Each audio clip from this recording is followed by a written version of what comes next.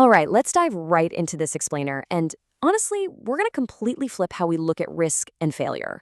Because think about it, we all grow up hearing the exact same piece of advice, right? Make sure you have something to fall back on. You hear it picking a college major, applying for jobs, literally whenever you're making a big life decision. It's the classic, traditional safety net. But today, we're unpacking Denzel Washington's powerful philosophy to see why that exact safety net, yeah, it might actually be the very thing holding you back from your true potential. Just consider this incredible insight from Nelson Mandela for a second.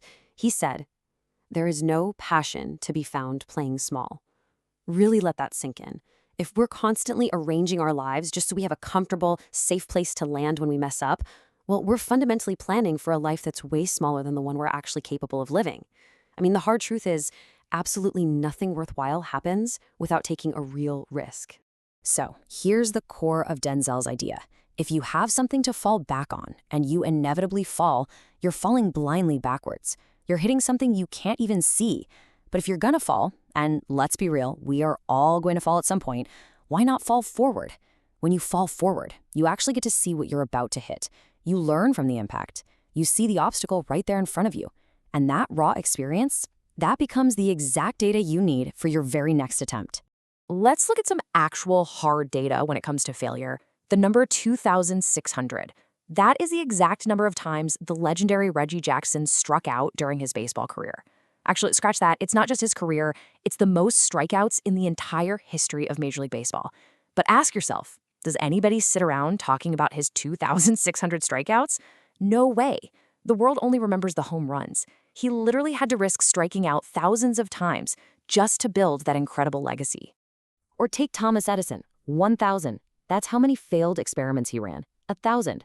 But it was that 1,001's first experiment that finally gave us the light bulb. Every single one of those 1,000 so-called failures wasn't a step backward at all. It was actually one absolutely crucial step forward toward success. He wasn't falling back. He was constantly, relentlessly falling forward.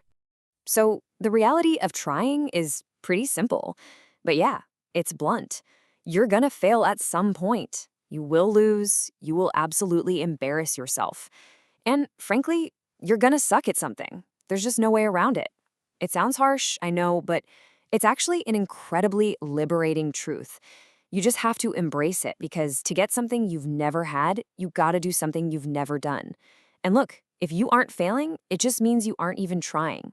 To really prove this, Denzel shares a wild story from his own early acting career. He was up for a part in a Broadway musical, and he thought it was the absolute perfect role. Well, except for one massive detail. The guy couldn't sing. So naturally, he didn't get the job. Total failure. But he didn't quit, and he didn't run to a backup plan. He just kept preparing. You know that old saying, if you hang around the barbershop long enough, sooner or later you're going to get a haircut? Well, he kept at it. And 30 years later, he walked right back into that exact same venue, the Court Theater, to star in the massive Broadway hit Fences.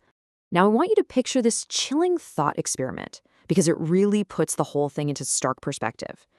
Imagine you were lying on your deathbed, and standing all around your bed are these invisible ghosts. But they aren't just any ghosts. They're the ghosts of your unfulfilled potential. They are the brilliant ideas you never acted on and the talents you just hid away because, well, you were too afraid to take a risk. Just imagine those ghosts looking down at you. And they're angry, they're deeply disappointed, and they say to you, "We came to you because you could have brought us to life, and now we have to go to the grave together." Think about how heavy that is. You had the unique capacity to breathe life into those ideas, but because you played it safe and fell back, those ideas literally die with you. We really need to just let that hang in the air for a second. So, what's the big question? How many ghosts are going to be around your bed when your time comes?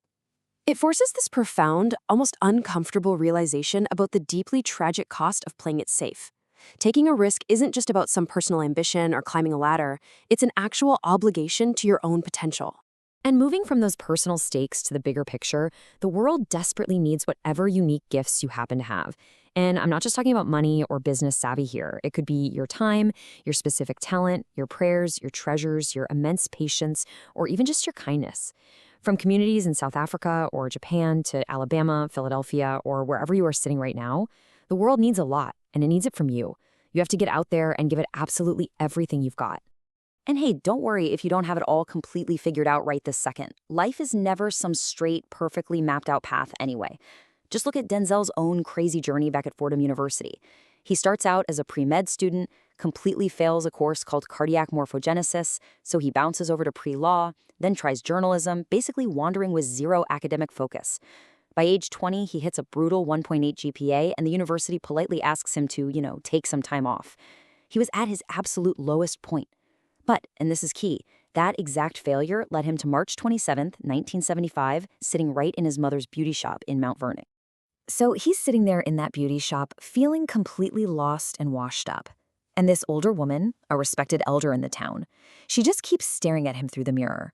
Finally, she takes the hairdryer off her head, looks right at him, and delivers this intense spiritual prophecy. She tells him, "You're going to travel the world and speak to millions of people."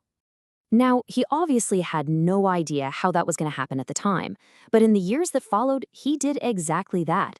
He traveled the whole globe and spoke to millions of people through his movies. And this story perfectly captures such a huge truth. Sometimes, failure is the absolute best way to figure out exactly where you're supposed to be going.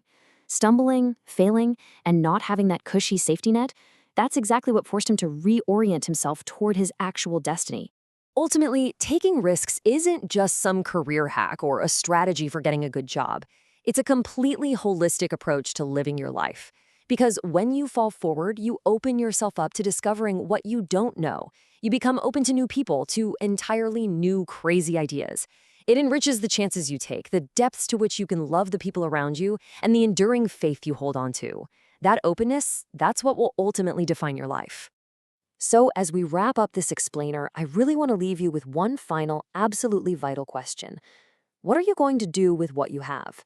Seriously, look inward at your own unique gifts. I urge you, don't ever be discouraged by the prospect of failing, and never ever hold back. Give every single thing you have to the world, and remember, whatever happens out there, no matter how hard you stumble, always, always fall forward.